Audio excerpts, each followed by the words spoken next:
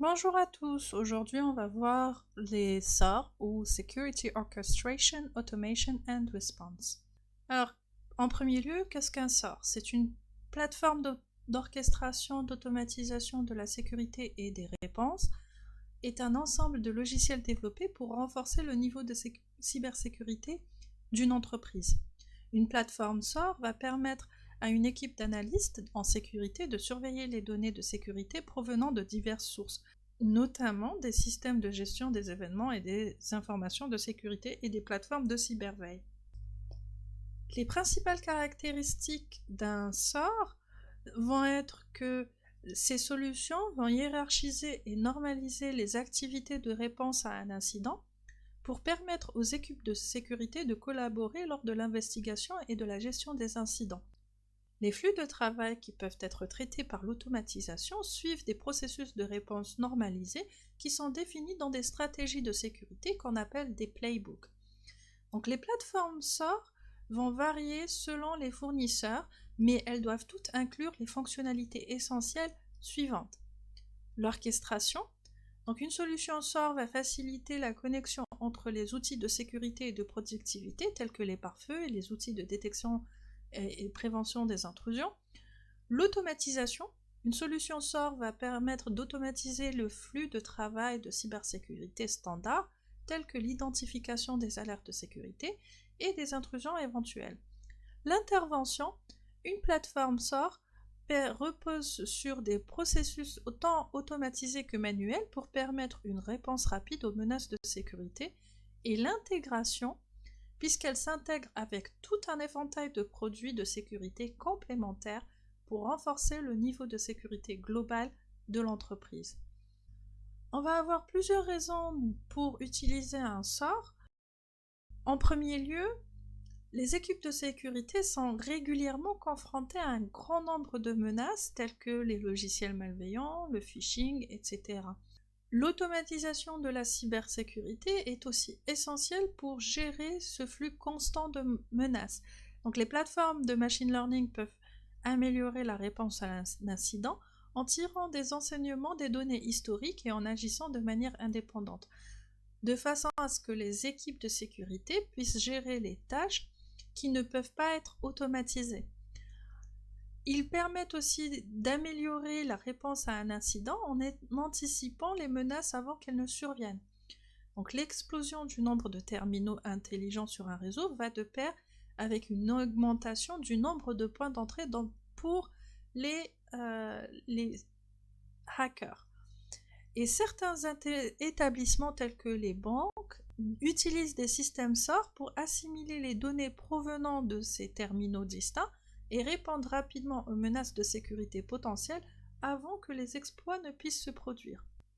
Il va avoir plusieurs fonctionnalités. En premier lieu, la collecte d'informations sur les menaces, l'automatisation des réponses de routine et le tri des menaces plus complexes avec pour résultat une diminution du nombre de cas où une intervention humaine est nécessaire. Puis aussi, regroupement de 3 solutions logicielles, la gestion des menaces et des vulnérabilités, la réponse aux incidents et l'automatisation des opérations de sécurité pour renforcer et optimiser la sécurité.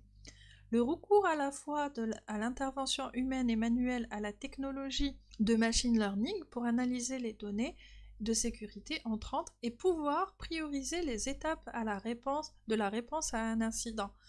Et enfin, l'objectif global d'un SOR, c'est de collecter les données sur les menaces afin d'automatiser les réponses, en s'appuyant sur une plateforme SOR avec une équipe de sécurité qui peut améliorer son efficacité et ses délais d'intervention. Donc, quand est-ce qu'on va utiliser ce genre de plateforme? Déjà, avant d'envisager de mettre en place une solution SOR, on doit savoir quel est le niveau de sécurité global de l'entreprise ou quel est le niveau de maturité de la sécurité de l'entreprise. Donc, une entreprise, avant tout, doit mettre en place des opérations de sécurité qui sont solides et qui s'appuient sur des stratégies de sécurité qui sont normalisées et une bibliothèque de flux de travail de réponse. Si on n'a pas ça, ça ne sert à rien de mettre un SOR dans une entreprise qui a par exemple juste un pare-feu et des antivirus et qui ne va pas avoir une maturité dans la sécurité de cette entreprise qui soit suffisamment bonne. Alors on verra les niveaux de maturité et de sécurité comme ils ont été définis par le NIST un peu plus dans une autre vidéo ou plus tard. Et donc tout comme le SIEM où on ne va pas mettre un SIEM si on n'a encore rien dans l'entreprise en termes de sécurité ou que la maturité de la sécurité de l'entreprise est au stade rudimentaire, ça ne va servir à rien de mettre un sort si on n'a pas, par exemple, de SIEM en place avec des stratégies en place, ainsi de suite. Aussi, lorsque les opérations de sécurité ont enfin atteint leur pleine maturité, c'est à ce moment-là qu'on va pouvoir se concentrer sur l'automatisation des processus de sécurité et les établir en utilisant un outil de sécurité avancé comme les solutions SOAR. Donc, la solution SOAR aussi, ça va permettre un peu d'aplanir les différences de connaissances entre les différents éléments d'une équipe de sécurité, puisque avant de mettre en place un SOAR, ou en mettant en place un SOAR, on va mettre en place aussi des playbooks qui vont normaliser les réponses aux incidents, et donc qui vont permettre à un analyste en sécurité qui n'a pas forcément qui a peut-être un an d'expérience, de pouvoir répondre de la même façon ou presque avec un analyste de sécurité qui a 5 ans d'expérience. Il y aura toujours des différences sur certaines parties, mais on va réduire ce gap de connaissances, entre autres. Donc si on a parlé des sorts ici, on avait parlé des SIEM dans une vidéo précédente. Un SIEM va collecter les données des journaux d'une entreprise, puis les utiliser pour identifier, classer et analyser les incidents et les événements. Un SIEM va avoir 2 objectifs principaux. Rendre compte des événements et incidents liés à la sécurité, puisque le logiciel va fournir des rapports contenant des données d'événements tels que les échecs de connexion et les activités de logiciels malveillants, et envoyer des alertes concernant les problèmes de sécurité potentiels, puisqu'il va utiliser des paramètres définis pour déterminer si un événement constitue un problème de sécurité potentiel.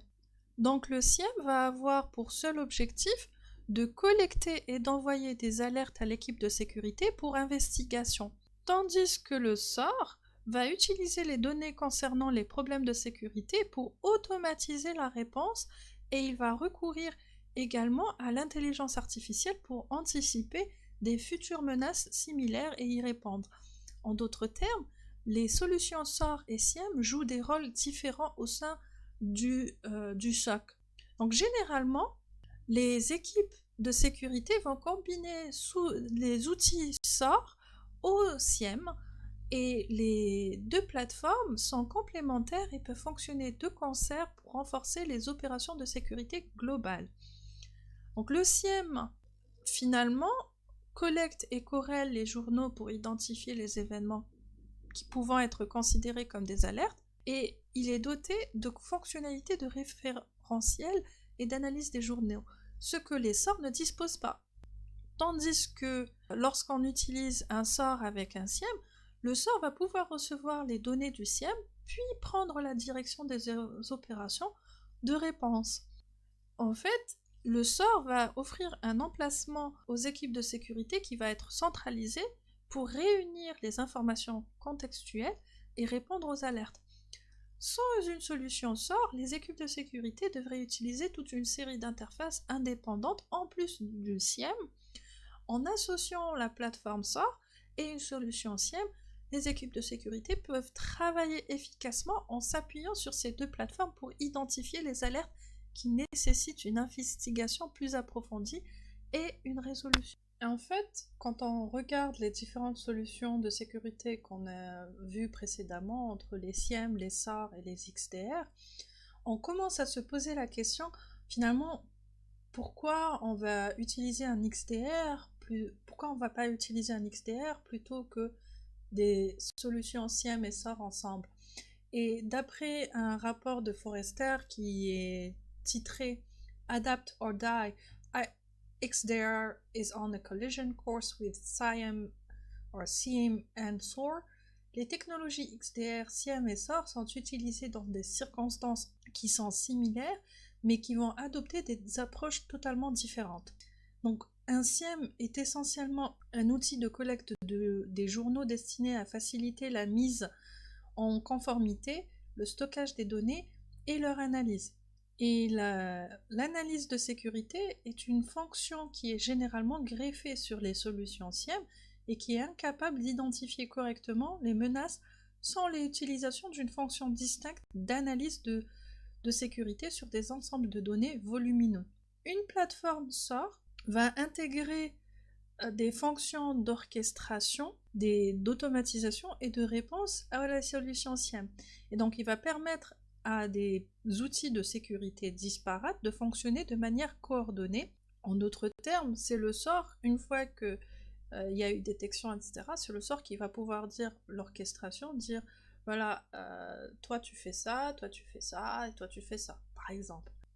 Une plateforme SOAR se limite toutefois à assurer une connectivité bidirectionnelle.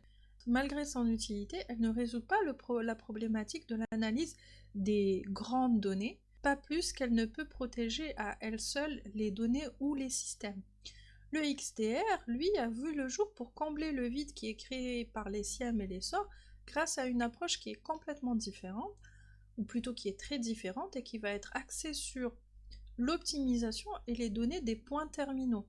Donc le XDR possède des fonctionnalités d'analyse avancées qui permettent à l'entreprise de se concentrer sur les événements prioritaires et d'intervenir rapidement. Et finalement, on va se poser la question, pourquoi je ne vais pas mettre un XDR à la place d'utiliser des SIEM et des SOAR?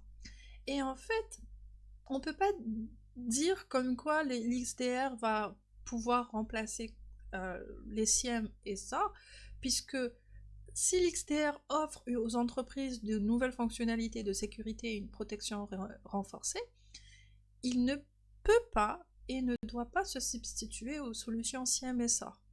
Les XDR ne peuvent pas remplacer une solution SIEM dans la mesure où cette solution ne se limite pas à la détection des menaces et remplit d'autres fonctions comme la gestion des journaux, la conformité et la gestion ainsi que la gestion et l'analyse des données qui ne sont pas liées aux menaces.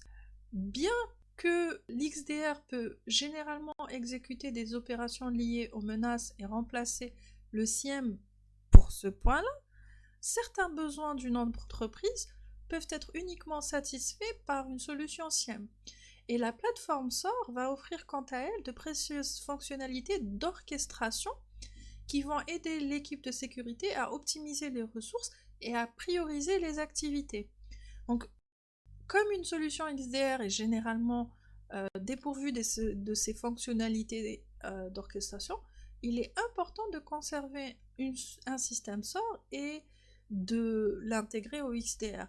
En d'autres termes, en fait, ces solutions-là sont plus ou moins complémentaires, même s'il y a des chevauchements entre elles, il reste néanmoins que de grandes parties vont être différentes les unes des autres, et donc on pourra les utiliser de manière complémentaire plutôt que de les utiliser séparément.